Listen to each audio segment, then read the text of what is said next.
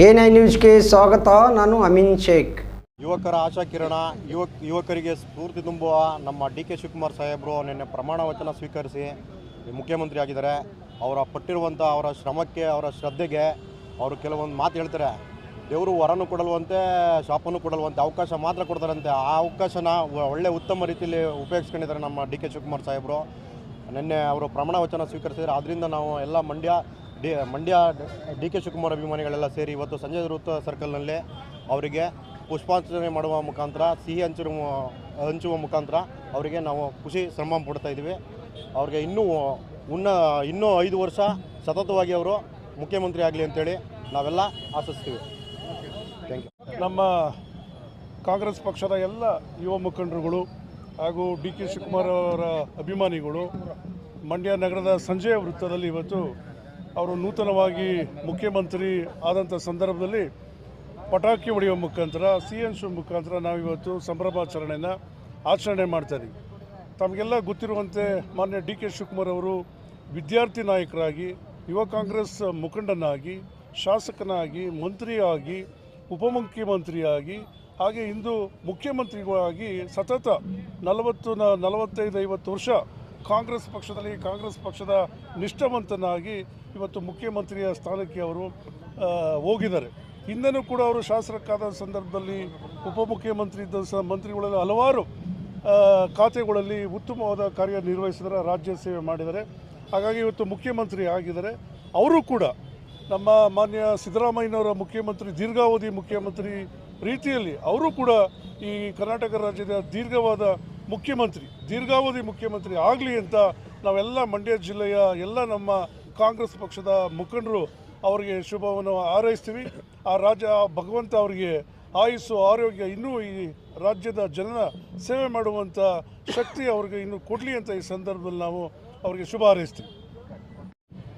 ಈಗ ಈ 43 ವರ್ಷ ಏನು ಕಷ್ಟಪಟ್ಟು ಸಾಹೇಬರು ಪಕ್ಷ ಕಟ್ಟಿ ಅವರು ಮುಂದೆ ಬರಬೇಕು ಅಂತ ಅಂದ್ಕೊಂಡಿದ್ದ ಅವ್ರ ಆಸೆ ಮತ್ತು ಅವ್ರ ಕನಸು ಈಡೇರಿದೆ. ಮತ್ತು ಅವ್ರು ನಿನ್ನೆ ಅಧಿಕಾರ ಸ್ವೀಕಾರ ಮಾಡಿದ ತಕ್ಷಣ, ಅವ್ರನ್ನ ಏನಕ್ಕೆ ನಾವು ಯೂತ್ ಐಕಾನ್ ಅಂತ ಕರಿತೀವಿ ಅನ್ನೋದಕ್ಕೆ, ನಿನ್ನೆ ಅಧಿಕಾರ ಸ್ವೀಕಾರ ಮಾಡಿದ ತಕ್ಷಣವೇ ಯುವಕರಿಗೆ ಬಸ್ ಫ್ರೀ ಮಾಡಿದ್ದಾರೆ.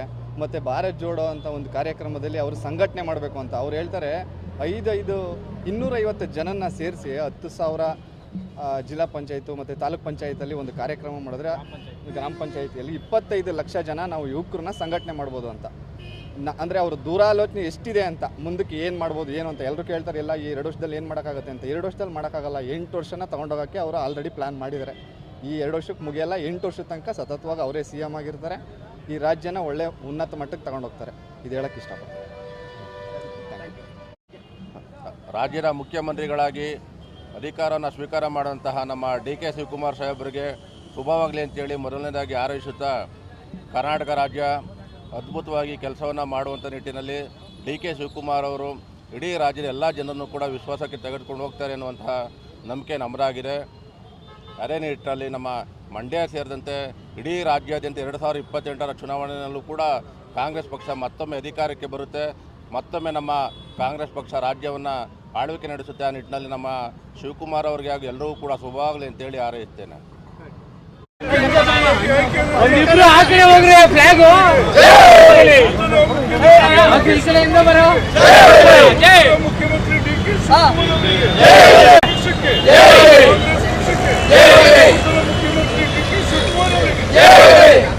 ಡಿ ಕೆ ಶಿವಕುಮಾರ್ ಸಾಹೇಬ್ರಿಗೆ, ಮುಖ್ಯಮಂತ್ರಿ ಶಿವಕುಮಾರ್ ಸಾಹೇಬ್ರಿಗೆ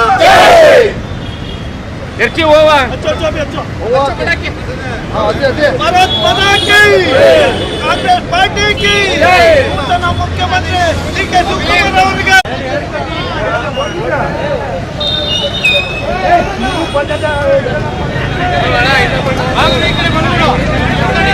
ಬರ್ರಿ. ಲೈಟ್ ಇಲ್ವಾ? 2 ಕಟ್ಟಿಂದ ಹೋಗಿದ್ಮೇಲೆ 4 ಗಂಟೆ ರಾತ್ರಿಗೆ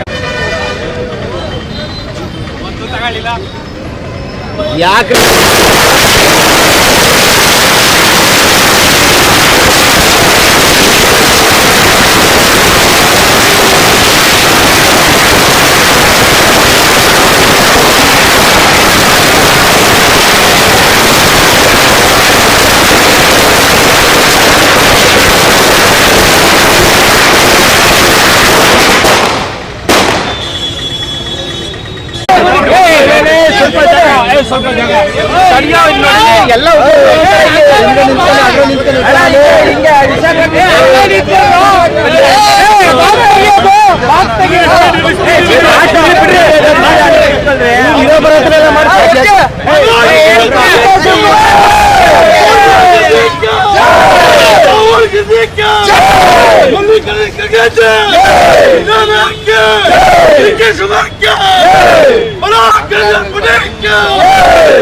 ಫೋಟೋ ಕಾಣಲ್ಲ ಕಣ ಚೆನ್ನಾಗಿದೆ.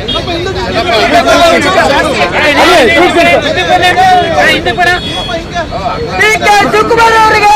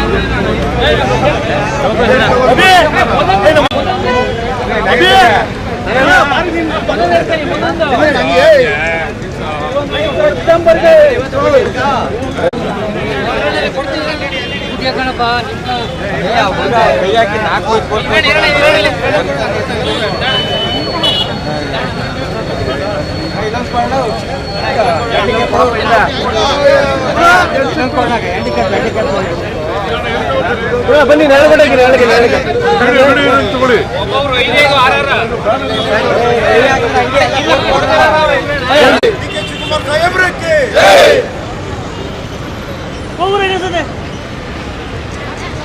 भारत माता की राहुल गांधी की सोनिया गांधी की डी के शिवकुमार साहेब की